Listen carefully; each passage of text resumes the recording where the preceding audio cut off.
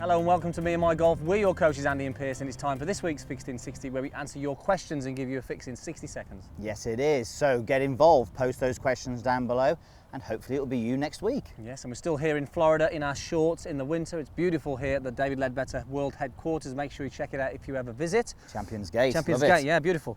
Right, today's question comes from C. Hansen, and he's saying, wondering if you would do a clip on leading wrist supination at impact. This is something I struggle with and end up hitting blocks, slices, and sometimes the occasional hooks. Okay. So what we thought we'd do with this one is really we want to take out, we always say to a lot of our students, Pierce, if you're hitting it both ways, Yes. let's take out one side of the golf Yes. course. And bearing in mind what C. Hansen is saying, that he wants to get this better impact position. Yes. Let's take out let's take out this slice or the blocks that he's hitting. Yeah. So we're imagining that he's obviously struggling to control the club face and his wrist position through the ball. So maybe coming in a little bit like this with the face a little bit open to that path. Obviously when he's hitting it to the left, he's doing some corrections. But from our point of view, generally when we speak to people, if they are a slice of the golf ball and a hook of the golf ball, they would prefer to get rid of the slice. That is what we normally see. So we're going to go with that. So supination, Pierce, explain for the Yeah, viewers at so home, what we're looking supination at, mean? well, what we're saying is that we want the wrist, ideally, as you're swinging through to strike the golf ball, being in a position which is like this, and then obviously it sort of extends as it goes through here. But we want the wrist coming in like this. We don't want it facing up like this, which means that often we see this breakdown in the arm, breakdown in the body, and the face being left too open through the golf shot. So we're going to give you a drill which is going to show you how to get this wrist moving to not only get the shaft length forward, but also to actually get the face squared up as well. Yeah, getting rid of that slice or the block. Get rid of the golf ball going over there. Okay, what have we got then, Pierce? Let me get the time started. Right, okay. Okay, So you ready to go? go through the drill, and there's a little bit of a progression to this. So. Okay, let's go.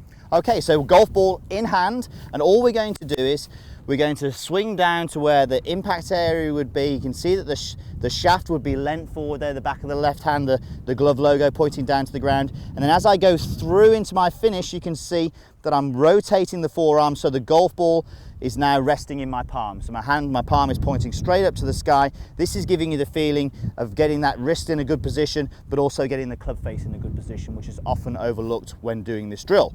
Once you've done that a few times, do it in a mini shot. So getting that wrist into that same position and getting that same rotation. You can see I'm over rotating, I'm exaggerating the issue here.